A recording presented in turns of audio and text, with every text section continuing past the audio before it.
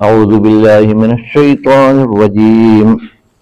بسم الله الرحمن الرحيم. إن الذين قالوا ربنا الله ثم استقاموا تتنزل عليهم الملائكة ألا تخافوا ولا تحزنوا وابشروا بالجنة التي كنتم توعدون. نحن أولياؤكم في الحياة الدنيا وفي الآخرة ولكم فيها ما تشتهي أنفسكم ولكم فيها ما تدعون نزلا من غفور رحيم. తర్జుమా నిస్సందేహంగా ఎవరైనా సరే అల్లాహే మా ప్రభు, ఇన్నల్లదీన ఖాలు రబ్బునల్లాహ్, అల్లాహే మా ప్రభు అని పలికి దానిపై స్థిరంగా నిలబడి ఉంటారో, సుమ్మస్తకాము స్థిరంగా ఆ కల్మపైనే జీవితాంతం నిలబడి ఉంటారో, వారిపై దైవదూతలు అల్లాహ్ దూతలు అవతరిస్తారు. ఆ విధంగా అవతరించి వారు ఈ విధంగా పలుకుతారు, అల్లా తఖాఫు వలా తహజను, మీరు భయపడకండి, మీరు బెంగపడకండి, మీరు దుఃఖించకండి. అల్లా తఖాఫు వలా తహజను వఅబ్షిరు బిల్ జన్నతి లతీ కుంతుం తుఅదూన్, మీకు వాగ్దానం చేయబడిన స్వర్గ శుభవార్త విని మీరు ఆనందించండి, ఆనందం పొందండి అని చెప్తారు. నహ్ను ఔలియాఉకుం ఫిల్ హయాతి దునియా వ ఫిల్ ఆఖిరా, ఈ ప్రాపంచిక జీవితంలో కూడా మేము మీకు తోడుగా ఉంటాము, సహచరులుగా ఉంటాము. నహ్ను ఔలియాఉకుం అని పలుకుతారు ఆ దేవదూతలు. నహ్ను ఔలియాఉకుం, ఈ ప్రాపంచిక జీవితంలో కూడా మేము మీకు సహచరులుగా ఉంటాము. ఫిల్ ఆఖిరా, మరియు పరలోకంలో కూడా మేము మీకు సహచరులుగా ఉంటాము. వలకుం ఫీహా మా తష్తహీ అన్ఫుసుకుం, మీరు ఏది అనుకుంటారో అది మీకు దక్కుతుంది అక్కడ. వలకుం ఫీహా మా తద్దౌన్, మీకు ఏది కావాలో అవన్నీ మీది అయిపోతాయి. నుజులం మిన్ గఫూరిర్ రహీం, ఇది అనంత కరుణామయుడు, అపార కృపాశీలుడు, దయాశీలుడు, క్షమాశీలుడు అయిన అల్లాహ్ తరపు నుండి మీకోసం ఆతిథ్యం తయారు చేసి చేయబడింది అని పలుకుతారు. నుజులం మిన్ గఫూరిర్ రహీం. వాఖిరు దావానా అనిల్ హమ్దులిల్లాహి రబ్బిల్ ఆలమీన్. అస్సలాము అలైకుం వరహ్మతుల్లాహి వబరకాతుహు. అల్హమ్దులిల్లాహి రబ్బిల్ ఆలమీన్ వస్సలాతు వస్సలాము అలా సయ్యిదిల్ ముర్సలీన్ వ అలా ఆలిహి వ అస్హాబిహి అజ్మఈన్ వమన్ తబిఅహుం బిఇహ్సాన్ ఇలా యౌమిద్దీన్. అఊజు బిల్లాహి మినష్ షైతానిర్ రజీం. బిస్మిల్లాహిర్ రహ్మానిర్ రహీం. ఇన్నల్లదీన ఖాలూ రబ్బునల్లాహు సుమ్మస్తఖామూ తతనజ్జలు అలైహిముల్ మలాయిక అల్లా తఖాఫూ వలా తహజనూ వఅబ్షిరూ బిల్ జన్నతిల్ లతీ కుంతుం తుఅదూన్. సదకల్లాహుల్ అలియుల్ అదీం. ప్రియమైన సోదరులారా, ఈ కార్యక్రమానికి విచ్చేసిన వారందరికీ స్వాగతం పలుకుతున్నాను. అల్లాహ్ సుబ్హానహు వ తఆలా మన అందరి కలయికలో మనందరికీ శుభములు ప్రసాదించుగాక. నేర్చుకున్న విజ్ఞానాన్ని ఆచరణలో పెట్టి ఇహలోకంలోనూ పరలోకంలోనూ సాఫల్యం పొందే వాళ్లల్లో మమ్మల్ని అందరినీ చేర్చుగాక. ఆమీన్. సోదరులారా, మన అందరికీ తెలిసినట్లు మనం కలిసికట్టగా రమదాన్ వైపు ప్రయాణం చేస్తున్నాం. మరో మాటలో తిరిగి చెప్పాలంటే రమదాన్ నెలయే స్వయంగా మనందరి దగ్గరికి వస్తుంది, మన గుమ్మాల్లో చేరబోతుంది, మన ఇళ్లలో చేరబోతుంది. ఏది ఏమైనప్పటికీ మనం రమదాన్ను కలవబోతున్నాం, రంజాన్ మనల్ని కలవడానికి వస్తుంది. క్రిందటి ప్రోగ్రాంలో రమదాన్ని మనం పలకరించేటప్పుడు, స్వీకరించేటప్పుడు, దాన్ని స్వాగతించేటప్పుడు మన పరిస్థితి ఏమిటి అనే విషయాన్ని దృష్టిలో పెట్టుకొని కొన్ని ముఖ్యమైన విషయాలపై దృష్టి సారించడం జరిగింది. అందులో బేసికల్లీ ఒక ఇంపార్టెంట్ పాయింట్ ఏంటంటే, అది మౌలికమైన వస్తువు మన అఖీదాకు సంబంధించి, లా ఇలాహ ఇల్లల్లాహ్ పట్ల మనకున్నటువంటి సంబంధం గురించి, అదేవిధంగా దాన్ని మనం ఏ విధంగా సంస్కరించుకోవాలో ఆ విషయాన్ని గురించి కొన్ని ముఖ్యమైన మాటలు తెలుసుకోవటం జరిగింది. ఇవాళ అదే విషయాన్ని కొంచెం మరి ముందుకు తీసుకెళ్లే ప్రయత్నం చేద్దాం. ఇప్పుడు ఇంకో మాట ఏంటంటే, ప్రపంచవ్యాప్తంగా ఈనాడు కానీ, రేపు శనివారం కానీ, ఆ తర్వాత ఆదివారం కానీ, ఆ తర్వాత మళ్ళీ వచ్చే శుక్రవారం కానీ, ఇంకా ముందు గతించిన కొన్ని వారాలు కానీ, షాబాన్ నెలతోనే అనుకుందాం, ప్రపంచవ్యాప్తంగా ఈ మాట అహ్లన్ Ramadan, how to welcome Ramadan, Ramadan ఏ విధంగా స్వాగతించాలి అనే టాపిక్ పై మాట కొనసాగుతూనే ఉంది. మనం కొంత ఇక్కడ మాట్లాడుకుంటున్నాం, కానీ వేరే చోట్ల కూడా ఇదే మాట కొనసాగుతుంది. ఎందుకంటే మన దైవీ జీవితంలో కొన్ని విషయాలు మాత్రమే మన దగ్గర ఉంటాయి. రమదాన్ ఎప్పటికైతే రాదో అంతవరకు మనం రమదాన్ బయట ఉంటాం. కాబట్టి రమదాన్ విషయాలు మనకు అవసరం లేదు. రమదాన్కి సంబంధించిన విషయాలు రమదాన్ ఎంటర్ అయిన తర్వాతే కావాలి. అదేవిధంగా హజ్కి సంబంధించిన విషయాలు హజ్లో ఆ టైంలో ఎంటర్ అయినప్పుడే మనకు కావాలి. కానీ కొన్ని విషయాలు ఏంటంటే సర్వవ్యాప్తంగా ఉన్నాయి. వాటిలో లా ఇలాహా ఇల్లల్లాహ్ అన్నిటికీ బేస్. మీరు హజ్కి వెళ్ళేటప్పుడు కూడా ఈ టాపిక్ రావచ్చు. వెళ్ళే ముందు ఒకసారి నీ లా ఇలాహా ఇల్లల్లాహ్ గురించి ఆలోచించుకో, నీ తౌహీద్ గురించి ఆలోచించుకో, నీ హృదయంలో ఇంకా తెలియకుండా ఎవడన్నా ఉన్నాడేమో వాడిని తొలగించుకో అనే విషయం మనం బోధిస్తుంటాం. మనం ఈ విషయంపై టాపిక్ పై మాట్లాడుతుంటాం. అదేవిధంగా నమాజ్కి వెళ్ళే ముందు కూడా ఆ విషయం, ఎందుకంటే రసూల్ సల్లం ఏం చెప్పారంటే, మన్ సల్లా యురాయి ఫకద్ అష్రక, మన్ సల్లా యురాయి ఫకద్ అష్రక. మేము రోజు 5 పూట సలాత్ ఆచరిస్తాం. సలాత్ ఫరజ్ నమాజ్ పక్కన పెట్టండి, నఫిల్ నమాజ్ తీసుకోండి. మామూలు ఫరజ్ ముందు నఫిల్ తీసుకుంటే చాలా చిన్న సలాతు, అనేక సలాతులు నఫిల్ నమాజులు కలిస్తే కూడా ఒక ఫరజ్ నమాజ్ సమాప్తం కావడానికి కష్టమవుతుంది. మరి అటువంటి పరిస్థితుల్లో నఫిల్ నమాజ్ చేసేవాడు కూడా ఎవరినన్నా చూపించటానికి, వీడు నా బాస్ కూర్చున్నాడు, మా పెదనాన్న కూర్చున్నాడు, బాబాయ్ కూర్చున్నాడు, మన ఫలానా మామగారు కూతుర్నిద్దామని రెడీగా కూర్చున్నాడు, ఏదో ఆలోచనతో కొద్దీ ఎవరన్నా చూపించడానికి నమాజ్ ఆచరిస్తే ఆ నఫిల్ నమాజ్ కూడా షిర్క్ కిందకు వచ్చేస్తుంది అంటున్నాడు అల్లాహ్ ప్రవక్త సల్లల్లాహు అలైహి వసల్లం గారు. మరి చూడు ఎంత గంభీరంగా విషయం ఉందో. అందుకని అది అల్లాహ్ సుబ్హానహు వ తఆలా కోసం మన ఇఖ్లాస్ ఉండాలి అనేది చాలా ముఖ్యమైన విషయం. రెండో విషయం, ఉపవాసం గురించి మనందరికీ తెలిసింది ఏమిటంటే, సుబ్హానల్లాహ్, ఒక వ్యక్తి ఉపవాసంతో ఉన్నాడా లేడా అనే విషయం అతను నోరు విప్పి చెప్పకపోతే ఎవరికి తెలియదు. అతను నోరు విప్పి నేను ఉపవాసంతో ఇవాళ ఉన్నాను అని చెబితే గాని తెలియదు.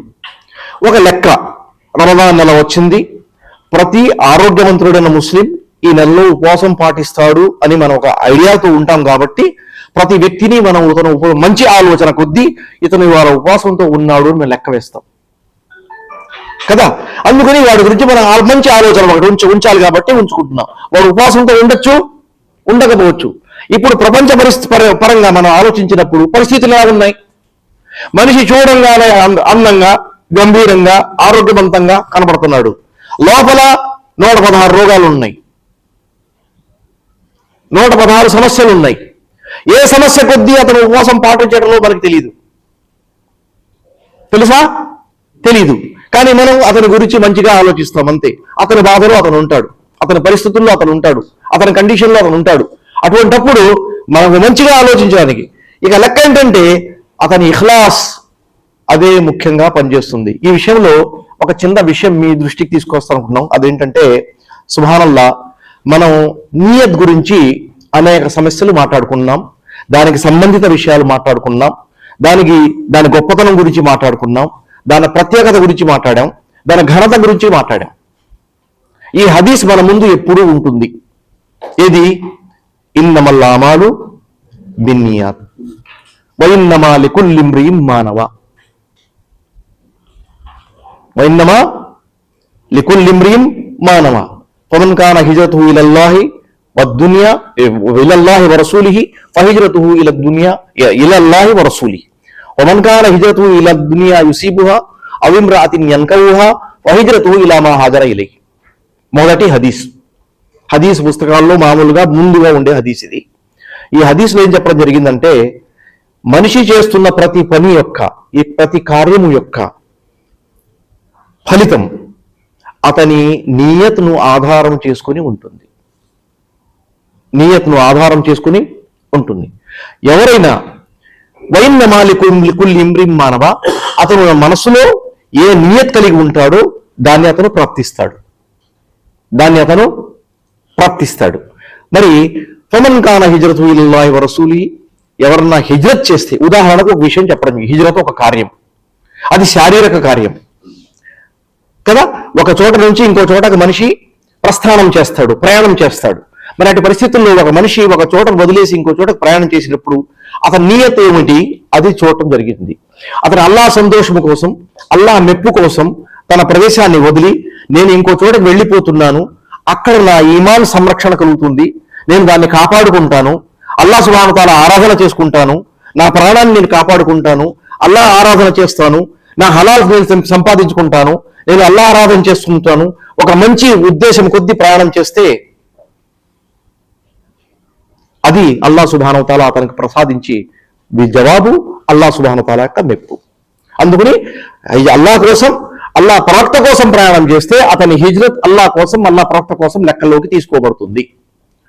ఎవరన్నా ఏదన్నా ప్రపంచ వస్తువు పొందాలని ప్రయాణం చేస్తే, ఇక ప్రాపంచిక విషయం కోసం ప్రయాణం చేస్తే, ఇప్పుడు ఈ ప్రపంచ పరిస్థితుల్లో ఎంతమంది ఇక్కడ వాళ్ళు అక్కడికి, అక్కడ వాళ్ళు ఇక్కడికి, ప్రపంచ ఓ మూలలో ఉన్నవాడు ఇంకో మూలలోకి, ఆ మూలలో ఉన్నవాడు ఈ మూలలోకి ప్రయాణం చేయడం జరుగుతుంది. మనం చూస్తున్నాం. మన పిల్లలు కెనడా కానీ, అమెరికా కానీ, ఇంకో చోట కానీ వెళ్ళి అక్కడ చదువుకుందాం, హైయర్ లెవెల్లో అక్కడ నుంచి అక్కడ వాళ్ళు ఇక్కడికి వచ్చి మిడిల్ ఈస్ట్లోకి వచ్చి ఏదన్నా ఇక్కడే ఉండి 4 రూపాయలు సంపాదించుకుందాం, పిల్లల్ని ఇక్కడ పెంపించుకుందాం. వాడు ఇక్కడి నుంచి ఇక్కడ వెళ్ళాడు అంటే ఇతని నియత్ ఇతనికి, వాడు ఇక్కడి నుంచి వచ్చాడంటే ఇతని నియత్ ఇతని కోసం. ఈ నియత్ ఉన్నాయి. నియత్ మాత్రం సరిగ్గా ఉంటుంది అని అందరినీ మనం మంచిగానో ఆలోచిద్దాం కదా. అది ఇక్కడ చెప్తాం. ప్రాపంచిక విషయాల కోసం ఎవరన్నా ప్రపంచాన్ని పొందే ఉద్దేశంతో నేను అక్కడికి వెళ్తే నన్ను వీళ్ళు ఆదరిస్తారు, నా ఆలోచనలు ఈ విధంగా ఉన్నాయి. ఉదాహరణకి వీడు రేడియోలో టీవీలో వచ్చేవాడు ఫతా, అతను ఎవడు, కెనడా నుంచి, మన పొరుగు దేశం నుంచి, ఫతా షరీఫా కాదు, నేషనాలిటీ ఏం అతని పేరు ఏదో ఉంది కదా, ఫతా ఓతాయర్ కదా, చనిపోయాడు. ఇప్పుడు అతను ఒక దేశం నుంచి తరిమేస్తే అక్కడ వెళ్ళి సెటిల్ అయ్యాడు. సెటిల్ అయ్యి అక్కడ పరిస్థితుల్లో తన ఆలోచనలు వ్యాపారం కోసం పెట్టాడు. ఆ ఆలోచన అక్కడ లోకల్ సొసైటీకి నచ్చినాయి, అతన్ని యాక్సెప్ట్ చేశారు. అతను రాసిన పుస్తకం వెలుగు వచ్చింది, అతను హైలైట్ చేయబడ్డాడు. అతను అక్కడి నుంచి చెప్తున్న ప్రతి వస్తువు ఇస్లాం విరుద్ధంగా మాట్లాడాడు. తారీఖ్ ఫతా దానికి మాట్లాడు. ఇప్పుడు అతను చనిపోయాడు అనుకోండి, అతని పరిస్థితి అల్లాహ్ సుబ్హానహు వ తఆలా వదిలేద్దాం. అతను ఎంతవరకు ఇస్లాంలో ఉన్నాడు, ముస్లాంలో తన సంగతి అతనికి కదా. కానీ అతను చేసిన పరిస్థితి ఒకసారి మైండ్లో తీసుకోండి మీరు. తన బిజినెస్ ఎంతో చేసుకున్నాడు కదా, క్లియర్గా మనకు కనపడుతుంది కదా. ఏంటి మరి ఎవరన్నా ప్రపంచం పొందాలనే ఉద్దేశంతో హిజ్రత్ చేస్తే, అదేవిధంగా ఎవరన్నా అమ్మాయిని పెళ్లి చేసుకుందామనే ఉద్దేశంతో హిజ్రత్ చేస్తే, అతని హిజ్రత్ అతని కోసమే. ప్రపంచం ఏ కోసం వెళ్ళాడో అది ఎందుకు. ముహమ్మద్ సల్లల్లాహు అలైహి వసల్లం ప్రత్యేకంగా అది అల్లాహ్ మెప్పు గురించి మాట్లాడలా, ప్రవక్త మెప్పు గురించి మాట్లాడలా. ఇది ముఖ్యమైన వస్తువు ఏంటంటే నియత్ గురించి మాట్లాడడం జరిగింది. ఉపవాసం చేసేటప్పుడు మనిషి ఉపవాసంతో ఉన్నాడా లేడా అనే విషయం ఎవరికి తెలియనప్పుడు అతని నియత్ అల్లాహ్ సుబ్హానహు వ తఆలాతో ముడిపెట్టడం జరిగింది. అందుకని ఒక హదీస్లో ప్రవక్త సల్లల్లాహు అలైహి వసల్లం ఏం చెప్పారంటే, అల్లాహ్ సుబ్హానహు వ తఆలా ప్రకటిస్తున్నాడు ఏమని, అస్సౌము లీ వా అనా అజ్జీ బిహి. ఉపవాసం ఒక భక్తుడు ఉంటున్నాడు, పాటిస్తున్నాడు అంటే ఆ ఉపవాసం నా కోసం ఉంటాడు. అందులో చూపరికాడుగా చూపించడానికి, జనాల్లోకి వెళ్ళి పెద్దరికం ప్రకటించుకోవడానికి, లేకపోతే నేను ఘనుడు అంత ఘనుడు అని తెలుపుకోవడానికి చెయ్యడు. అలా చేసేవాడు ఉపవాసం పాటించి కూడా నోటితో చెప్పుకుంటుంటాడు. అతను మూర్ఖుడు, లెక్కలు తీసేద్దామని. కానీ నాకు తెలిసినంత వరకు జనాలు ఈ విధంగా మంచి పద్ధతిలో ఉపవాసం పాటించేవాడు ఎప్పుడు నేను ఉపవాసంతో ఉన్నాను ఎప్పుడు ప్రకటించుకుంటూ తిరగలేదు. ఒక ప్లేట్ రాసుకుని నేను వాళ్ళ ఉపవాసంతో ఉన్నాని మెడలో వేలాడి తీసుకుంటూ తిరగలేదు. ఎక్కడ ఎటువంటి వ్యక్తులు నాకు కనబడలేదు. అయితే ఇక్కడ చెప్పేది ఏంటంటే, ఇది అస్సౌములి, ఉపవాసము నా కోసం, అనా అజిజి బిహి, నేనే ఆ ఉపవాసానికి సంబంధిత పరిష్కారం ప్రతిఫలం ఏదైతే ఉందో ఆ ప్రతిఫలం నాకు సంబంధించింది. నేను ఎంత ఇచ్చుకోవాలి అనేది నేను డిసైడ్ చేసుకుంటాను. ఈ మధ్యలో ప్రవక్తలకు కానీ ఇంకో వాళ్ళకి కానీ మలాయికకు కానీ ఎటువంటి స్థానం లేక ప్రత్యేకత, లేకపోతే వాళ్ళకంటూ ఏదన్నా గౌరవం పూర్వకంగా ఇచ్చేటువంటి మర్యాద ఏమీ లేదు. ఇది నాకు భక్తునికి సంబంధించింది. ఎందుకంటే ముఖ్యమైన భాగం దీనికి నియత్తో సంబంధించింది. ఎందుకంటే ఉపవాసం మీకు తెలిసినట్లు మనం తింటం తాగటం టక్కన ఒకేసారి ఆపేస్తున్నాం. ఏ నియత్తు ఆపుతున్నాం? ఇక్కడ నుంచి నా ఉపవాసం ప్రారంభమవుతుంది, నా రోజా ఉపవాసం, నా సియాం ప్రారంభమవుతుంది అని ఎప్పుడైతే పాయింట్ వస్తుందో అక్కడ మన నియత్తో మనం ఆపేస్తున్నాం. దానికి ఇంకేం వస్తుంది కదా. ఇప్పుడు చిన్న సంఘటన మీకు చెప్తున్నాను. ఒక రోజున ఏం చేశారంటే, నేను మా ఆఫీసులో పని చేసుకుంటున్నాను.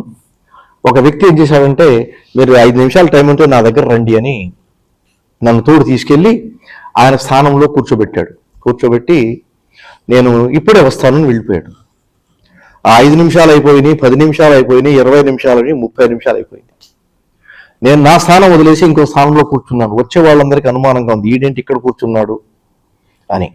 అయినప్పటికీ అరగంట తర్వాత దాదాపు ఆయన వచ్చి మా సాదరేంటి, నేను అనుకున్న పని అవ్వలేదు, ఆలస్యమైంది, రీజన్ చెప్పుకున్నాడు. ఈ మధ్యన ఇంకోటి వచ్చాడు. ఏంటయ్యా ఇక్కడ కూర్చున్నామంటే, అప్పుడు ఇంకో వ్యక్తి ఉన్నట్టుంటే, తాడు లేకుండా నిన్ను కట్టేశాడులే అన్నాడు. తాడు లేకుండానే నిన్ను కట్టేశాడులే అని మీకు అర్థమవుతుంది అన్నమాట. ఎలా కట్టి పడేశాడు, కూర్చోబెట్టేసి వెళ్ళిపోయాడు. అతను వచ్చేదాకా నేను కదలకుండా అక్కడే ఆ కుర్చీలోనే ఇరుక్కున్నాను. చూడటానికి తాళ్ళు లేవు, కదలలేను, మెదలలేను, అదే తాడు లేకుండా కట్టేశాడు అని చెప్పాడు. ఆ మాటలో ఉన్నటువంటి చాతుర్యం మీకు అర్థమవుతుంది. అదేవిధంగా ఉపవాసంలో కూడా ఎప్పుడైతే టైం ప్రారంభమవుతుందో టక్కున మనం ఆపేస్తున్నామో అదే మన ఉపవాస పాయింట్ అవుతుంది, అదే మన నియత్తు రా ఉపవాసం కొంచెం. ఇప్పుడు ఆ ఉపవాసం మనం పాటించితే అల్లాహ్ సంతోషం మెప్పు కోసమే కదా, ఇదే జరగాలని కదా ఆదేశం అల్లాహ్ సుబ్హానహు వ తఆలా తరపున జరిగింది మనకి కదా. ఈ ఆదేశాన్ని మనం అందరం ఒకేసారి ఉమ్మత్ మొత్తం ఒకే చోట ఒకేసారి ప్రారంభిస్తున్నాం. ఆయా ప్రాంతాల్లో వాళ్ళ టైములు వేరుగా ఉండొచ్చు. వాళ్ళు కూడా ఫజర్ సలాతుకు ముందు ఒక నిర్దిష్టమైన సమయంలో ఆగిపోతారు. అదే మన అందరి సమయం ఈక్వల్లీ సమానమైపోతుంది. మరి అందరూ ఎంతవరకు ఉంటారు? మొదటి అజాన్ వరకు అలాగే ఉంటారు. ఇక అందుట్లో ఉన్నటువంటి కార్యక్రమాలు ఏవైతే తినడం కానీ తాగడం కానీ వేరే యాక్టివిటీస్ ఏవైతే గురించి మనం మాట్లాడుకుంటున్నామో వాటికి అందరూ సమానంగా దూరంగా ఉంటారు. మరి ఎవరి నియత్ వాళ్ళది, అదే నియత్ గురించి మాట్లాడుతూ చెప్పారంటే, నియత్ కంటూ ఒక స్థానం ఉంది. ఆ స్థానం హృదయంలో ఉంది. నియత్ కూడా ఒక ఆరాధన. ఎందుకంటే అల్లాహ్ సుబ్హానహు వ తఆలాకు సంబంధించింది. నియత్ అల్లాహ్ సుబ్హానహు వ తఆలా దానికి విలువ ఉంది. ఆ విలువను మనం ఆదరించాలి, ఆ విలువను మనం గౌరవించాలి. దానికి కూడా మన చేతులు మన జములు దానికి సంబంధించినటువంటి రివార్డ్ ఏదైతే ఉందో, దాని ఏమైనా ప్రతిఫలం అయితే ఉందో మనకు కూడా పొందాలని ఆలోచించాలి. ఈ లెక్క మనకు రావాలి అనే విషయం మనం గుర్తుంచుకోవాలి. ఈ లెక్క మనకు రావాలని మనకు ఒక హదీస్లో నాకు కొంచెం బండగా గుర్తుంది. ముహమ్మద్ సల్లల్లాహు అలైహి వసల్లం ఏం చెప్పారంటే, మదీనా ఒకసారి మాట్లాడుతూ, మదీనాలో కొంతమంది ఉన్నారు, వాళ్ళు యుద్ధ మైదానంలో వెళ్ళలేదు. హబసహుముల్ హాజా, వాళ్ళకు ఉన్నటువంటి కొన్ని కారణాలు ఏమైతే ఉన్నాయో అవి వాళ్ళని కట్టిపడేశాయి. తత్కారణంగా వాళ్ళు యుద్ధ మైదానంలోకి ప్రయాణించలేదు. కానీ వాళ్ళు ఇంట్లో కూర్చున్నారు. యుద్ధ మైదానంలో ఎవరైతే ఉన్నారో వాళ్ళకి ఏ ప్రతిఫలం అజర్ లభిస్తుందో అది మొత్తం వీళ్ళు కూడా అర్హులై ఉన్నారు. వీళ్ళు కూడా అర్హులు అయ్యారు అన్నారు. అంటే ఇతను ఇంట్లో ఉండి కూడా మైదానంలో ఉన్న వాడితో సమానంగా ప్రతిఫలం పొందుతున్నాడు. దేన్ని బేస్ చేసుకుని ఇప్పుడు ఆలోచించండి కదా. అతను వెళ్ళడానికి సిద్ధంగా ఉన్నాడు. అతని కాలు ఇంకో యుద్ధంలో ఎప్పుడో తెగిపోయింది. అతను ఇంకో యుద్ధంలో వెళ్ళడానికి అర్హుడు కాదు. అతను కుంటివాడు. ఇంకో అతను చేయి తెగింది, అతను అవిటివాడు. ఇంకోటి ఇంకో విధంగా ఉన్నాడు, ఇంకో విధంగా ఉన్నాడు, ఇంకో విధంగా ఉన్నాడు. ఇంకో సమస్యలు ఉన్నాయి. ఈ సమస్యల కారణంగా ఇంకోటి యుద్ధంలో అయితే లేవు.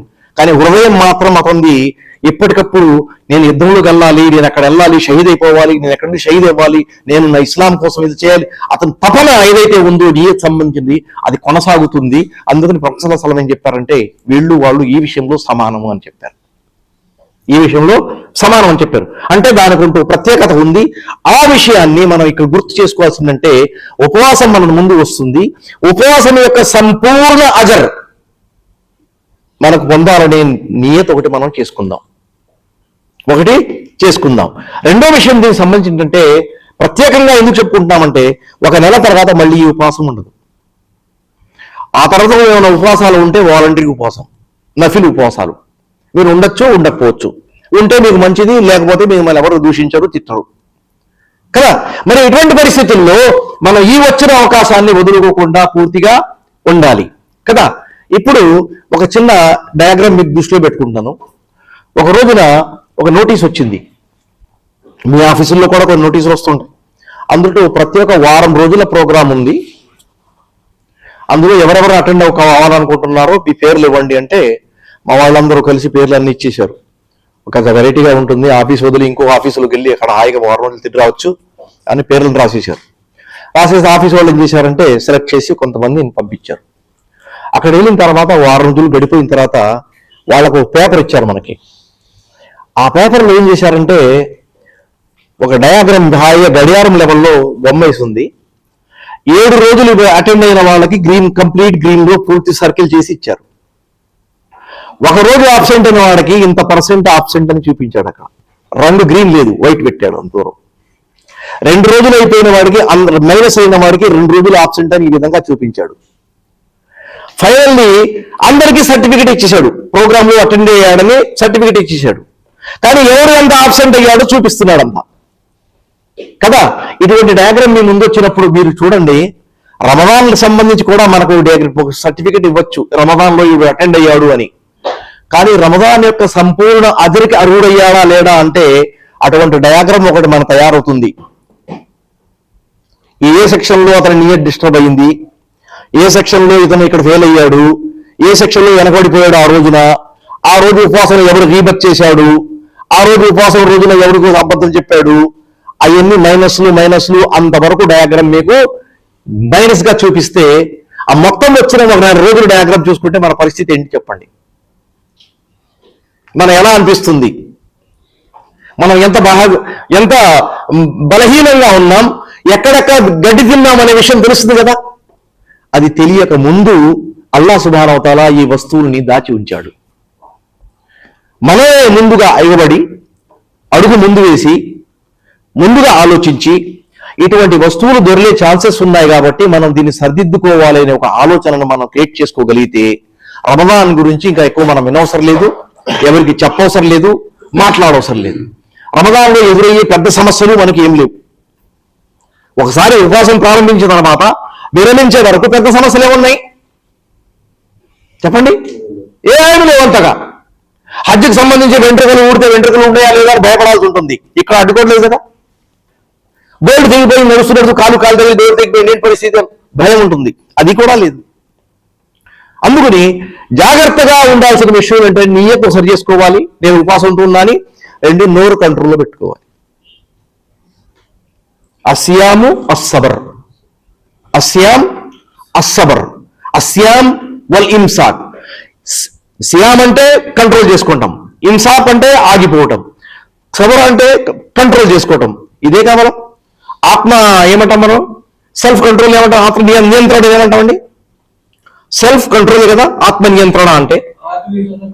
ఆత్మవిశ్వాసం వేరు, ఆత్మ నియంత్రణ వేరు. ఆత్మ నియంత్రణ మనకు కావాలి. ఈ నియంత్రణలో ఎవరైనా మాట చెప్పేటప్పుడు ఈ మాట చెప్పాలా లేదా అని కంట్రోల్ చేసుకోవాలి. చెబితే నాకేం వస్తుంది, లేకపోతే నాది ఏం పోతుంది ఒకసారి ఆలోచించుకుని కాస్త నియంత్రించుకోవాలి. ఎందుకంటే నోరు ఉంది, నోరుకి అల్లాహ్ సుబ్హానహు వ తఆలా నోట్లో ఎముక పెట్టల. నాలుగు ఇంత పెద్ద ఉంది, నాలుగు ఎముకలు లేదు, లోపల ఎటువంటి బోన్స్ లేవు. కానీ అది మెత్తటి మాంసం ముద్ద. కానీ కొన్ని సందర్భాల్లో అది ఖడ్గము కంటే వేగంగా కత్తిరిస్తుంది, కట్ చేసి పారేస్తుంది అనేక విషయాల్ని.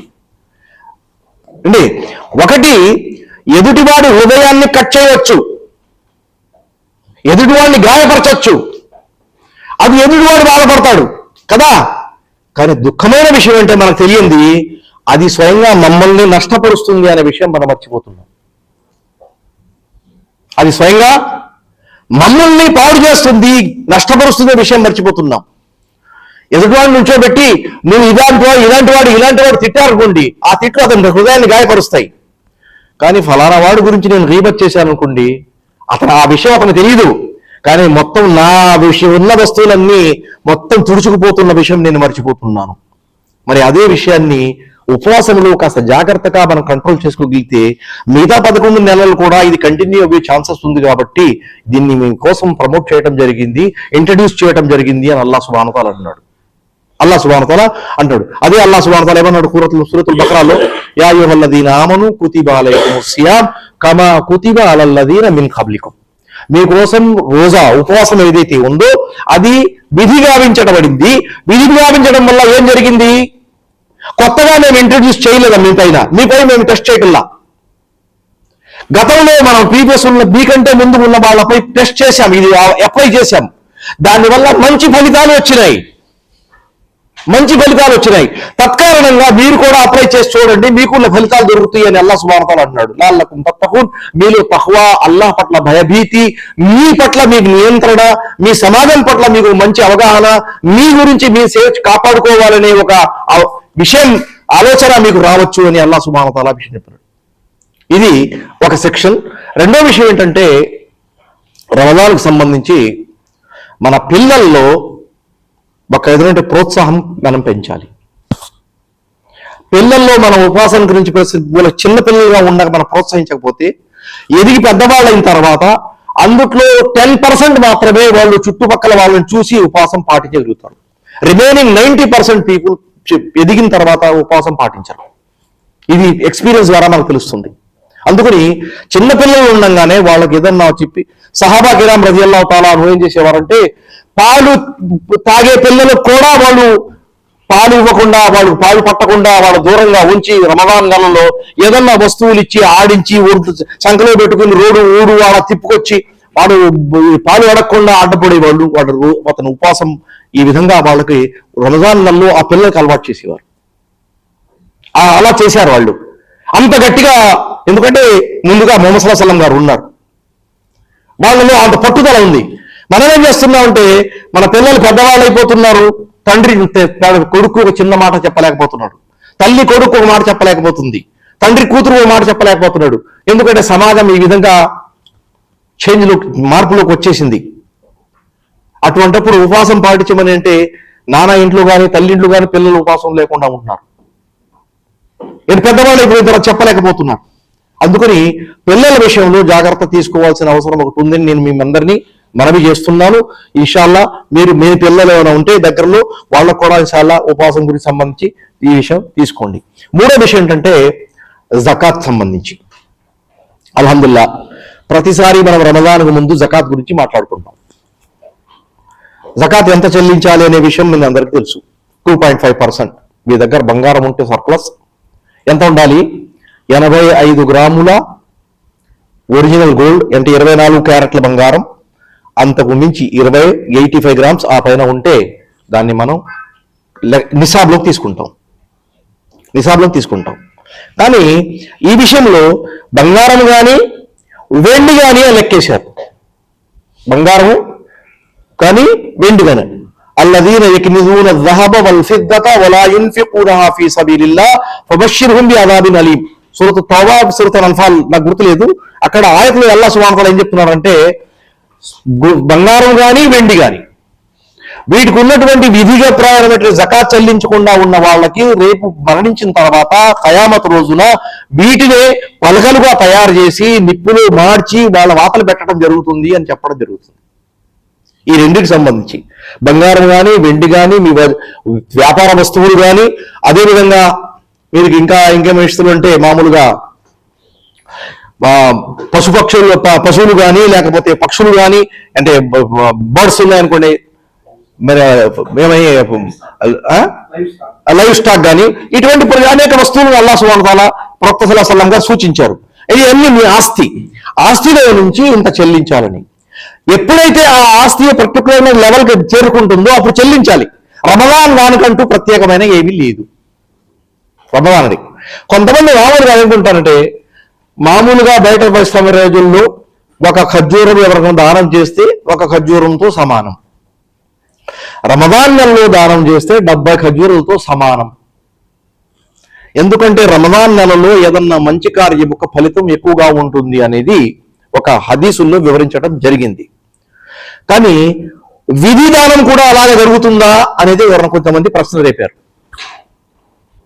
ఎందుకంటే నమాజ్ ఏదైతే ఉందో రమదాన్ నెలలో రమదాన్ బయట కూడా నమాజ్ ఆచరిస్తున్నాం, అన్ని సమానం అన్ని రోజుల్లో.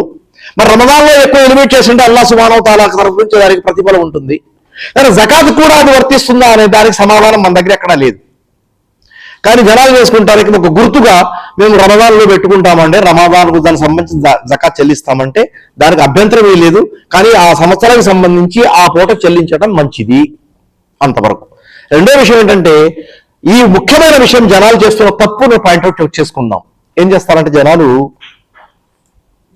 ఈ రమదాన్లో డబ్బులు తీశారు. ఏ రమదాన్?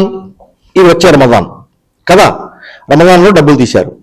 ఈ ఏ రమదాన్ ఏ సంవత్సరానికి సంబంధించింది? గత సంవత్సరం 2024, 2025 వాళ్ళ జకాత్ క్రింద రమదాన్ నుంచి ఈ రమదాన్కు ఉన్న జకాత్ తీసి అల్మారులో పెట్టేశారు. ఆ డబ్బు ఎవరైతే వస్తున్నారో వాళ్ళకి ఇస్తున్నారు, వీళ్ళు తెలిసిన వాళ్ళకి ఇస్తున్నారు. ఇంకా కట్ట మిగిలిపోయింది. దాన్ని ఇవ్వకుండా ఏం చేస్తున్నారంటే, ఎవరన్నా మసీదు చందాల కోసం వచ్చేవాళ్ళు వస్తే ఒక నోటు, ఇంకోటి వస్తే ఇంకో నోటు, అలా మళ్ళీ రమదాన్ వరకు దాన్ని కంటిన్యూ చేస్తున్నారు. అది పద్ధతి కాదు. అలా చేయాలి అనుకున్నప్పుడు ఏం చేయాలంటే, ముందుగా మీ బ్యాలెన్స్ ఏదైతే ఉందో దాన్ని ముందుగా తీసి చెల్లించేయండి. ఇప్పుడు రమదాన్లో క్రిందటి సంవత్సరం యొక్క జకాతు మీ పైన ఒక 5,000 రియాల్స్ వచ్చినాయని లెక్కేద్దాం.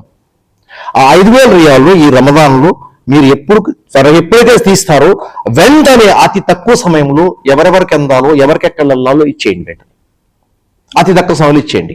మీ దగ్గర జకాత్ చెల్లించేశారు, మీరు ఖాళీ అయిపోయారు. ఇక మీ దగ్గర జకాత్ డబ్బులు లేవు, 0 లెవెల్ బ్యాలెన్స్ అయిపోయింది జకాత్ సంబంధించి. అల్హమ్దులిల్లా మీ పని అయిపోయింది. కానీ వీడు వస్తున్నాడు, వాడు వస్తున్నాడు, ఈ అమ్మాయి వస్తుంది, ఆ అమ్మాయి వస్తుంది. మీరు ఏం చేయండి అంటే, నెక్స్ట్ ఇమాజినబుల్ అంటే తర్వాతి రమదాన్లో వచ్చే లెక్కే ఉంటుందో ఆ రమదాన్ వరకు నాకు ఎంత ఉంటుంది, మామూలుగా 4 ఏళ్ళు ఉంటుందిలే, ఈ సంవత్సరం 5,000 ఇచ్చాము అల్హమ్దులిల్లా, నెక్స్ట్ రమదాన్లో 4 ఏళ్ళు ఉంటుంది లెక్కేసుకుని బండ లెక్కేసుకుని మీరు ఇవ్వడం మొదలెట్టండి. రాసుకోండి. అమ్మాయి పెళ్లి కోసం ఒక 2,000 ఇచ్చాం, ఇంకో సందర్భం 500 ఇచ్చాం, ఇంకో సందర్భం 50 ఇచ్చాం, ఇంకో సందర్భంగా 10 ఇచ్చాం, ఇంకో సందర్భంగా ఇలా రాసుకోండి. రమదాన్ వరకు ఎంత అవుతుందో మీ లెక్క ప్రకారం వేసుకోండి. ఎప్పటికప్పుడు మంత్లీ లెక్కేసుకోండి. ఎంత బ్యాలెన్స్ ఉంటుంది, 4,000కి బ్యాలెన్స్ ఎంత మిగులుతుంది, దానికి కనుక ఖర్చు చేసుకోండి. ఆ తర్వాత రమదాన్ వచ్చినప్పుడు లెక్క వేయండి. 4,000 రావచ్చు, 5,000 రావచ్చు, 6,000 రావచ్చు. అందులోంచి మీరు ఇచ్చింది మైనస్ చేసుకోండి. మిగిలింది ఏదో అమౌంట్ ఉంటుంది మీది, ఆ వెంటనే తీసి చేయండి. లెక్క సరిపోతుంది. సంవత్సరం పొడుగునా మీరు జకాత్ చెల్లించారు, మీకు ఇబ్బంది లేకుండా. ఆ తర్వాతను మీ దగ్గర మిగిలిన వస్తువులు ఏదన్నా ఉంటే దాన్ని కూడా ఇది అడ్వాన్స్ పేమెంట్. ఎందుకంటే అబ్బాస్ రజల్లాహు తఆలా దగ్గరికి కొంతమంది జకాత్ కోసం వెళితే ప్రవక్త సల్లల్లాహు అలైహి వసల్లం దగ్గరగా ఆయన తిరిగి వచ్చి అబ్బాస్ చెల్లించలేదండి అన్నారు. అప్పుడు ముహమ్మద్ సల్లల్లాహు అలైహి వసల్లం అంటే, ఆయన ఆల్రెడీ పే చేసేసాడండి, ఆ తర్వాత అడ్వాన్స్ కూడా పే చేస్తున్నాడు, ఆయన దగ్గరికి వెళ్ళి ఇబ్బంది పెట్టమాకండి అన్నారు ముహమ్మద్ సల్లల్లాహు అలైహి వసల్లం.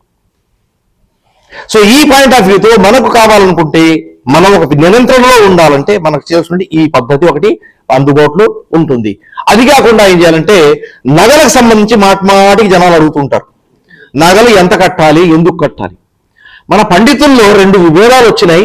ఆ విభేదాలు ఎందుకు వచ్చినాయి నాకు అర్థం కావట్లేదు. శరీరంపై వాడే ఉన్నటువంటి నగలకి జకాత్ చెల్లించాలా వద్దా? ఇప్పుడు మాషాల్లా చాలా మంది ఇక్కడ ఉన్నారు, ధనికులు ఉన్నారు, మీకు ఇళ్ళు ఉన్నాయి, మీ ఇళ్లలో మాషాల్లా ఇల్లాలు ఉన్నారు. ఆ ఇల్లాలకు సంబంధించి వారు మామూలు సమయాల్లో ఎంత బంగారం తొడుగుతారు అనేది ఒక చిన్న ప్రశ్న. మామూలుగా అయితే ఓ చిన్న నెక్లెస్ వేసుకుని ఉంటారు వాళ్ళు, ఖాళీ ఇంట్లోనే ఉన్నాను కాబట్టి అని ఓ చిన్న ఉంగరం వేసుకుని ఉంటారు, లేకపోతే చెవి పోగులు ఉంటాయి, పాములు కాళ్ళకి పట్టీలు ఉంటాయి, ఎక్కువగా వాడరు ఇంట్లోనే.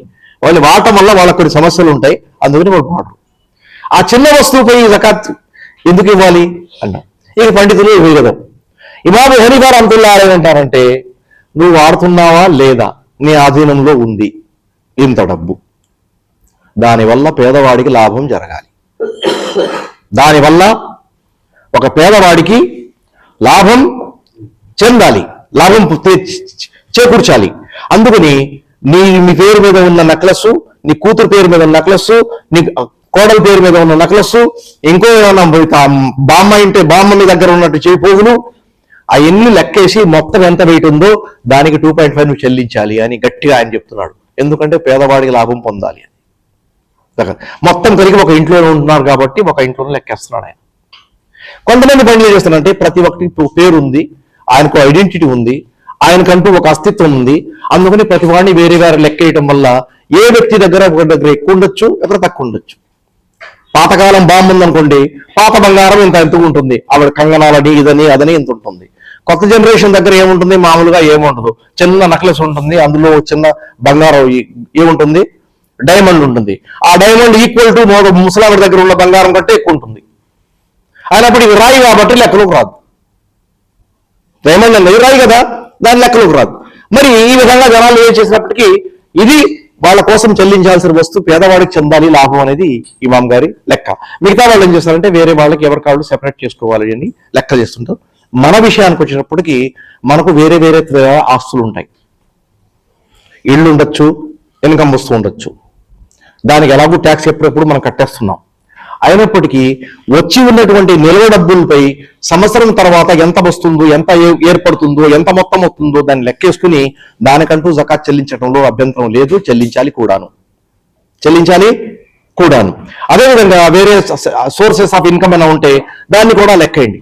కొంతమంది ఏం చేశారంటే మీ శాలరీపై కూడా ఎప్పటికప్పుడు ఏ మంత్కి ఆ మంత్ జకాత్ చెల్లించేయండి సలహా ఇస్తున్నారు. ఆ పద్ధతి ఏంటో నాకు ఇప్పటిదాకా అర్థం కాలేదు. అర్థమైతే బహుశా నేను దాని విషయంలో మీకు చెప్పేవాడిని. ఎవరన్నా అర్థమైన వాడిని అడిగి ఇన్షాల్లా ఆ విషయం తెలుసుకుందాం. ఆ శాలరీపై పేమెంట్ ఏంటో, శాలరీ రాగానే వెంటనే 2.5 చెల్లించేయండి అంటున్నారు. ఏంటండి లెక్క అంటే వాళ్ళు ఏం చేస్తున్నారంటే మీరు ఇంటి దగ్గర గుంట తవ్వుతున్నారు,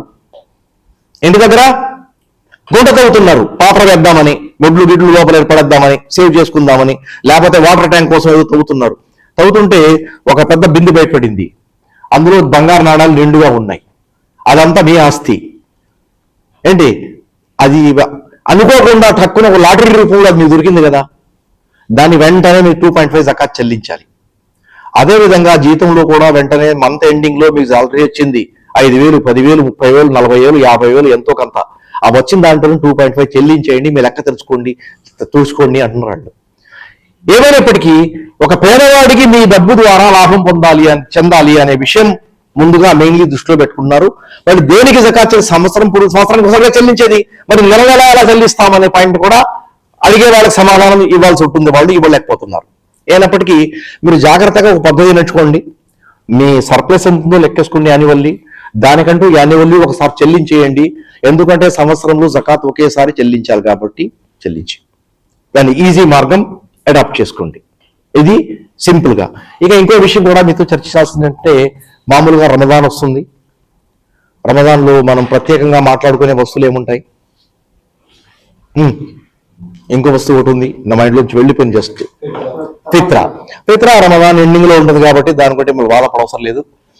రసూలుల్లాహి కాలంలో ఫిత్రా మామూలుగా ఏంటంటే తిండి ధాన్యాలు వాళ్ళు ఇచ్చేవారు.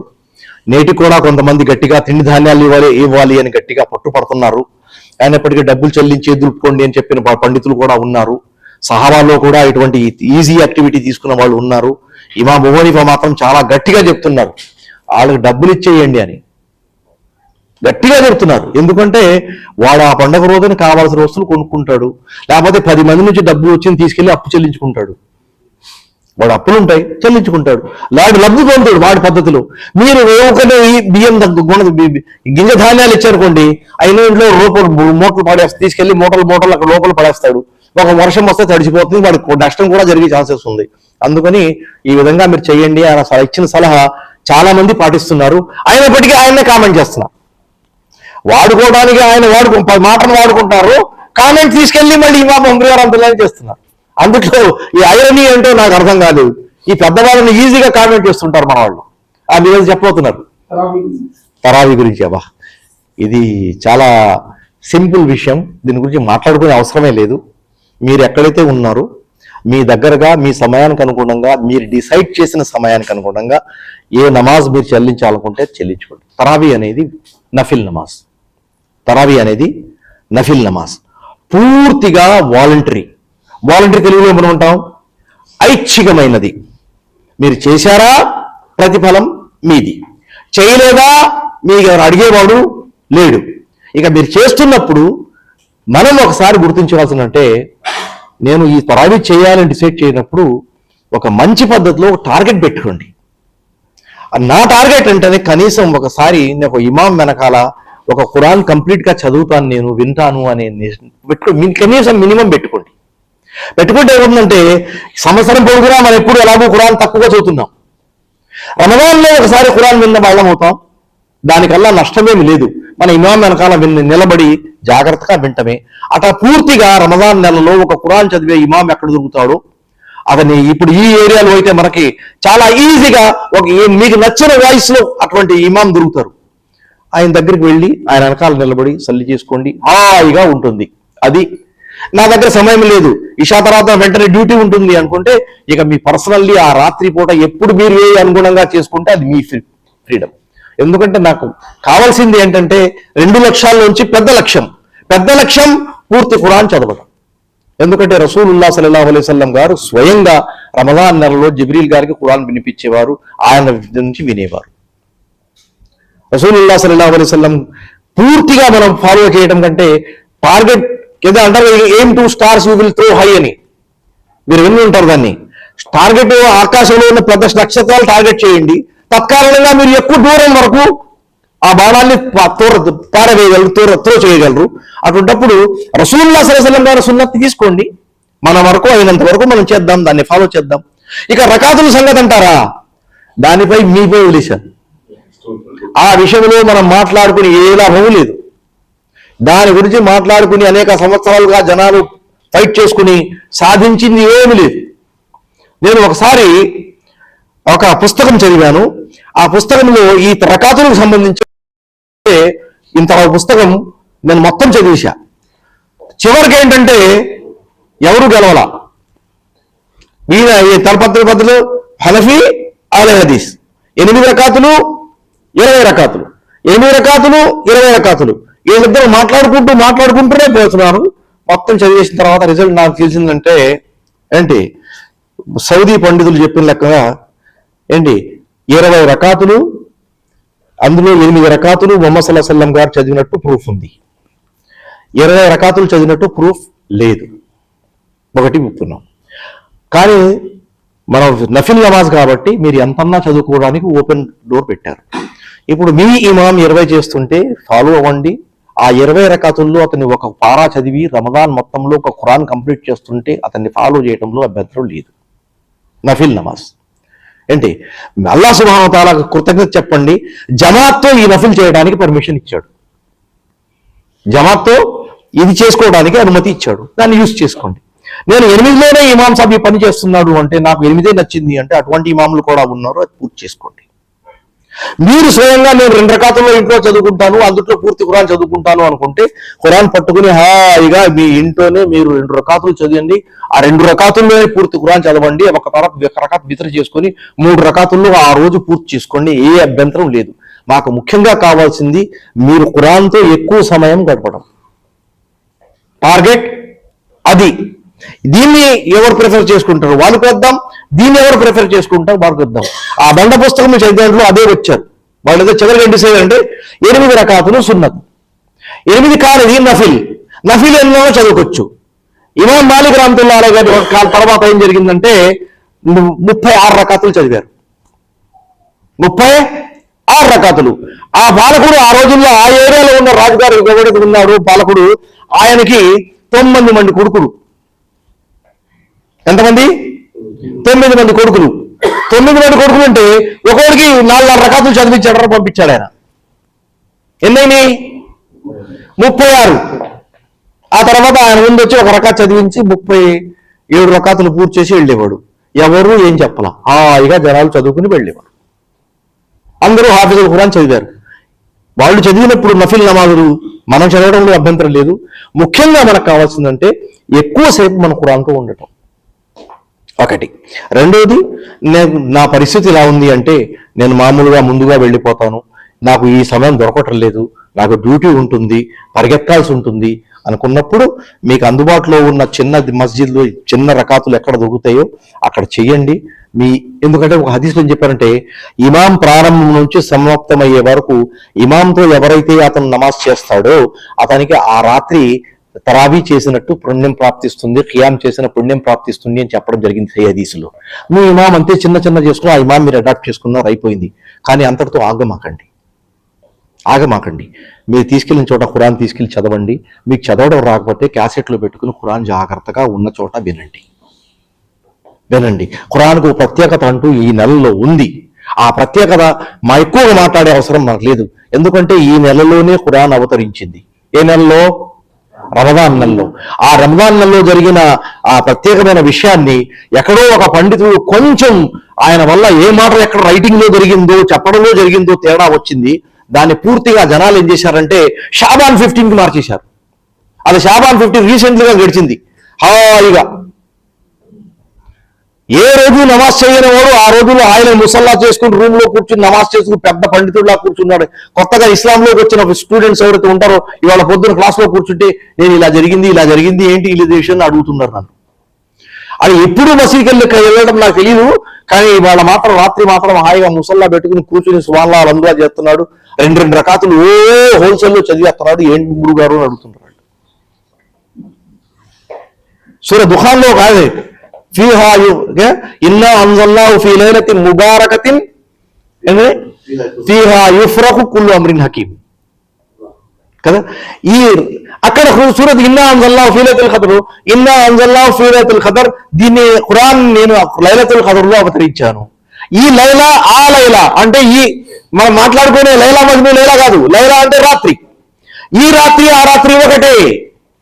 కానీ ఇమాం సుయూతి గారు ఒక చోట రాస్తూ ఏం చేశారంటే 15 షాబాన్ రాసి అని రాశారు. ఇప్పుడు మనం అంటే వాడు డ్యూటీ ఏమంటాడ, ఆయన ఇమాం సుయూతి ఎన్ని పుస్తకాలు రాశాడు తెలుసా? అసలు తెలియదండి. మరి ఆయన రాసిన పుస్తకాల పేర్లే తెలియనప్పుడు నువ్వు ఆయనకేంటి ఆ కామెంట్ చేసేది? ఆయన అంత పండితుడా నువ్వు? ఆయన ఇలా రాశాడు 15 షాబాన్ రాత్రి అని, మరి నువ్వు ఏంటి అలా అంటావు అని తీసి పారేస్తారు నన్ను. నాకు ఖురాన్ ఆయతే గుర్తున్నప్పుడు ఆయనతో ఏం బాధిస్తాను మరి నేను? ఖురాన్ స్వయంగా ఖురాన్ గురించి ఒక ముఖ్యమైన తఫ్సీర్ విషయం మీరు దృష్టిలో ఎప్పుడు పెట్టుకోండి. అల్ ఖురాన్ యుఫస్సిరు బాదుహు బాదా. ఖురాన్కు ప్రత్యేకత ఉంది. కొన్ని సందర్భాల్లో ఖురాన్ చేస్తుంది ఒక చోట చెప్పిన మాటని రెండో చోట ఎక్స్ప్లెనేషన్ ఇస్తుంది. ఈ 2 వస్తువులు కలిపినప్పుడు మనకు క్లియర్గా అనేక వస్తుంది, విషయాలు ముందుకు వస్తాయి, ప్రస్ఫుటంగా ముందుకు వస్తాయి. ఇక్కడ ఇన్నా అన్జల్నాహు ఫీ లైలతుల్ ఖదర్ ఏదైతే ఆయతున్న సూరత్ ఉందో దాని అర్థం మీకు తెలిసి ఉంటే చూడండి. దీన్ని మనం లైలతుల్ ఖదర్ లో అవతరింపజేశాం. వమా అద్రాక మా లైలతుల్ ఖదర్. లైలతుల్ ఖదర్ అంటే మీకు ఏమి తెలుసు? లైలతుల్ ఖదర్ ఖైరున్ మిన్ అల్ఫి షహర్. 1000 నెలల యొక్క ఘనత కంటే దీనికి ఒక ఘనత ఎక్కువ కలిగి ఉంది. తనజ్జలుల్ మలాయికతు వర్రూ. ఆ రాత్రి మలాయిక అంటే ఫరిష్తే మరియు రూహ్ జిబ్రీల్ అలైహిస్సలాం ఆకాశ భూమిపై దిగుతారు. తర్వాత ఏం చెప్పాడు? తనజ్జలుల్ మలాయికతు వర్రూ బిఇజ్ని రబ్బిహిం మిన్ కుల్లి అమ్ర్. అల్లాహ్ సుబ్హానహు వ తఆలా అనుమతితో వాళ్ళు అవతరిస్తారు. అల్లాహ్ సుబ్హానహు వ తఆలా ఆదేశాలు తీసుకువస్తారు. ఆ తర్వాత సలామున్ హియ హత్తా మత్లఇల్ ఫజ్ర్. ఇది మొత్తం శాంతియుతమైన రాత్రి, అది ఫజర్ అవతరించే వరకు అలాగే ఉంటుంది అని చెప్పడం జరిగింది. ఆ రాత్రి గురించి పోవడం జరిగింది. ఆ రాత్రి కొరి అన్జల్నాహు ఫీ లైలతిన్ ముబారకతిన్. ఖురాన్ని ఒక బరకత్ శుభప్రదమైన రాత్రిలో మనం అవతరింపజేశాం. లైలతుల్ ఖదర్ శుభమైన రాత్రి అని అల్లాహ్ మాట్లాడాడు. ఫీహా అవతరింపజేసిన మాట ఇక్కడ చెప్పాడు, అవతరించే మాట అప్పటి రెండింటిని కనెక్ట్ చేస్తుంది. ఈ పెద్ద పండుగలు తెలీదా? తెలుసు. ఎక్కడో కాపీ రైటింగ్ చేసేటప్పుడు, లేకపోతే రీరైటింగ్ చేసేటప్పుడు, లేకపోతే ఏదన్నా కారణం వల్ల దాని వల్ల నీళ్లు పట్టడం వల్ల ఆ రోజుల్లో ఉన్నటువంటి పరిస్థితులకు అనుగుణంగా ఏదన్నా మిస్ అవ్వడము ఏం జరిగిందంటే ఆ వస్తువు జనాల్లోకి కొంచెం నెగిటివ్ సైడ్లోకి వచ్చింది. దీనివల్ల ఏం చేశారంటే దీన్ని సపరేట్ చేశారు. ఈ విషయంలో మాట్లాడడం చాలా వస్తువులు ఉన్నాయి. ఒక విషయం చెప్పేసి మాట ముగించేస్తాను, మీరు జస్ట్ ఆలోచించండి. ఇది దీనికి సంబంధించినటువంటి కొన్ని మౌజూ హదీసులు ఎలా క్రియేట్ చేసుకున్నారంటే 15 షాబాన్ సంబంధించి అవి చాలా భయంకరమైనవి. ఒక బుద్ధిమంతుడు కాస్త ఆలోచిస్తే ఎదుటివాడిపై ఎంత వాళ్ళు మట్టి పోస్తున్నారో తెలుస్తుంది. ఒక హదీసు, వాళ్ళ మౌజూ హదీసు ఒకటి ఉంది, మీకు చేస్తుంది చూడండి. ఆయిషా గారు చెప్తున్నారు, 15 షాబాన్ రాత్రి ఒక రోజు నేను మేలుకున్నాను. మేలుకుంటే ముహమ్మద్ సల్లల్లాహు అలైహి వసల్లం గారు ఎక్కడున్నారని చూశాను. చూస్తే ఆయన నా ఇంట్లో కనబడలేదు. ఆ తర్వాత ఆయన ఇవాళ నా ఇంట్లో నా ఏమంటాం దారి, నా వంతు ఇక్కడ నా ఇంట్లో ఉండాలి. ఆయన నన్ను వదిలేసి ఇంకో రూమ్లోకి వెళ్ళారా ఏంటి? ఇంకో ఆవిడ దగ్గరికి ఎలా వెళ్తారు? ఆలోచన చూడండి. ముహమ్మద్ సల్లల్లాహు అలైహి వసల్లంపై ఆవిడ అనుమానం చేస్తున్నట్టు కనపట్ల ప్రారంభంలోని మీకు. అది ఆయిషా గారి ప్రేమ ముహమ్మద్ సల్లల్లాహు అలైహి వసల్లం పట్ల. ఆవిడకి పోనీ బయట నేను చూశాను కనపడలేదు, ఏదో కారణం వల్ల మస్జిద్కి వెళ్ళారేమో, ఏదో కారణం వల్ల లేకపోతే బహిర్భూమికి వెళ్ళారేమో, ఇంకో కారణం వల్ల ఇక్కడ కాసేపు ఆగుదాం ఆయన వస్తారు అని అంత ఆలోచన ఆవిడ రాలేదా? మన ఇళ్లలో ఉన్న స్త్రీలకు రాదా అటువంటి ఆలోచన? భర్త కనపడంగానే వెంటనే పక్కింటి వాడి దగ్గరికి వెళ్ళి మాట్లాడుతూ ఉంటాడు పరిగెత్తుందా? ఎప్పుడన్నా వెంటనే అసలు చూడండి. ఇప్పుడు ఆ చిన్న చిన్న రూమ్స్, ఆ రూమ్స్ నుంచి ముందు నడుస్తూ వెళ్తూ లోపల నుంచి మాటల శబ్దం కానీ అలా శబ్దాలు వస్తున్నాయి వినటానికి ఎవరన్నా స్త్రీ వెళ్తుందా రాత్రిపూట? మూడో విషయం, మన అన్వర్ గారు చెప్పారు, ఎక్కడున్నారు? శ్మశానంలో. ఎవరన్నా స్త్రీ రాత్రిపూట శ్మశానం, ఆయన మొహమ్మద్ గారు వెళ్ళారే లేదు, తర్వాత చూద్దాం. ఎవరన్నా స్త్రీ వెతుక్కుంటూ శ్మశానంలో వెళుద్దా రాత్రిపూట? ఎవరన్నా బిడియము మరియు సంకోచం ఉన్నటువంటి స్త్రీ ఇంటి నుంచి బయటికి వెళ్ళదే మరి ఎలా అంత వెతికి ఖబరస్థానంలోకి వెళ్ళింది, అదే శ్మశానంలోకి వెళ్ళింది అంత రాత్రి పూట? ఇది చూడండి, ఆవిడపై మొట్టిపోయటమే కదా ఇది మోజు ఏంటి. పైగా వచ్చిన తర్వాత అడిగింది ఏమని, ఏంటి మీరు కనపడకపోయేదో నాకు అనుమానం వచ్చేసింది మొత్తం. ఎందుకు రావాలి నీకు అనుమానం? అసలు ముహమ్మద్ సల్లల్లాహు అలైహి వసల్లం ఎప్పుడు మీకు అనుమానం వచ్చే ఛాన్సులు ఇచ్చారా? చూడండి ఎంత భయంకరంగా చూస్తుంటే. అందుకని ఇటువంటి వస్తువులు సుబ్హానల్లాహ్ చదవడానికి కూడా అసలు కొన్ని సందర్భాల్లో భయం కలుస్తుంది. మరి ఇటువంటి వస్తువులు వాళ్ళందరూ క్రియేట్ చేసి ఏం చేస్తారంటే ముహమ్మద్ సల్లల్లాహు అలైహి వసల్లం కాకుండా ఆయిషా రలియల్లాహు తఆలా అన్హా పట్ల ఒక విధమైనటువంటి బ్యాడ్ పాయింట్ క్రియేట్ చేయడానికి వచ్చారు. ఎవరు చేస్తుంటారు అంటే ఆయిషా గారిని తిట్టడానికి ఎవరైతే ప్లాన్లు పెట్టుకుంటారో వాళ్ళు బుద్ధిగా ఆలోచించి, మనం ప్రపంచంలో చూస్తూనే ఉన్నాం 2G కేసు ఏం జరిగింది, ఏం చేశారు, ఫైనల్ రిపోర్ట్ ఏమొచ్చింది మీ అందరికి తెలుసు. ఇలాగే జనాలు ఒక విధంగా ఏం చేస్తారంటే ఎదుటివాడిని ఊరగొల్పడం, లేకపోతే వాళ్ళను చెవి వైపు ప్రోత్సహించడం, ఇంకో చేయడం వల్ల ఎదుటివాడి క్యారెక్టర్ని టార్నిష్ చేయటం, లేకపోతే దాన్నేమో పాడు చేసే ప్రయత్నం చేయటం, ఇలా చేసే ప్రయత్నంలోనే భాగంగా వీళ్ళు ఏం చేశారంటే ఇలా చేశారు. అలా ఎగ్జాక్ట్లీ ఏ హదీసులు సహీ హదీసులు ఆ 15 రాత్రులు ముహమ్మద్ సల్లల్లాహు అలైహి వసల్లం ఖబరస్థాన్లో ఉన్నారని ఎక్కడా లేదు. చూసారా? మరి నీకు అంత అవసరమే వచ్చింది భయ్, నీకు అంత అవసరం ఒక మహిళ యొక్క క్యారెక్టర్ని మీరు రసూలుల్లాహి సల్లల్లాహు అలైహి వసల్లం పట్ల ఉన్నటువంటి ఆవిడ సంబంధం. ఎందుకంటే అబూ హురైరా రలియల్లాహు తఆలా తర్వాత పెద్ద సంఖ్యలో హదీసులు మనకు వచ్చినాయి ఆయిషా రలియల్లాహు తఆలా ద్వారానే. మరి ఆయిషా క్యారెక్టర్ మీద డౌట్ వస్తే అన్ని హదీసులు ఏమైపోతాయి? ఇస్లాంకు సంబంధించినటువంటి బలమైన మూలాలు ఏవైతే ఉన్నాయో అవి ఎలా పోతాయి, నిలబడగలుగుతాయి చెప్పండి? అందుకని వాళ్ళు ఏం చేస్తారంటే చూసి ఎక్కడ చేస్తే ఎలా ఉంటుంది అనే విషయాన్ని వాళ్ళు చేశారు. మూడో విషయం, చచ్చిపోయిన వాళ్ళకి ఇక అవసరం లేదు, ఆపేద్దాం ఏమాత్రమే దీనికి సంబంధించి, ఎందుకంటే ఆ గతించిపోయిన రాత్రి కాబట్టి దాన్ని అక్కడ వదిలేద్దాం. కానీ ఒక ఆలోచన మనకంటే ఉంటానంటే మన మంచి కోసం మనం ఆలోచించుకునే పాయింట్ ఆఫ్ వ్యూతో ఎదుటివాడి క్యారెక్టర్ని మనం పాడు చేయకూడదు. ప్రత్యేకంగా రసూలుల్లాహి సల్లల్లాహు అలైహి వసల్లం గారి సహాబా ఈవెన్ సిఫీన్ యుద్ధంలో కానీ లేకపోతే మావియా గారితో కలిసి ఉన్న యుద్ధంలో కానీ ఉన్న సహాబాని గురించి మనం చెప్పడానికి అనుమతి లేదు మనకి. ఎందుకంటే వాళ్ళ ద్వారా మనకి ఇస్లాం వచ్చింది. వాళ్ళు మన కోసం ఎంతో చేశారు, మనం లెక్కలు చేయలేం, దానికి అంచనా వేయలేం. రసూలుల్లాహ్ సల్లం గారి కాలంలోనే బదర్ యుద్ధం కంటే ముందు ఉన్న వాళ్ళకి, బదర్ యుద్ధం తర్వాత ఇస్లాంలోకి వచ్చిన వాళ్ళకి ఖురాన్ డిఫరెన్షియేట్ చేసింది. తర్వాత వచ్చిన వాళ్ళని మీరు ఎంత ఓహత్పూర్వకం అంత తీసుకెళ్లి దానం చేసినా బదర్ యుద్ధం కంటే ముందు ఉన్న వాళ్ళకి ఈక్వల్ కాలేరు అని వాళ్ళకి ఈమాన్ అల్లాహ్ సుబ్హానహు వ తఆలా ప్రకటించింది.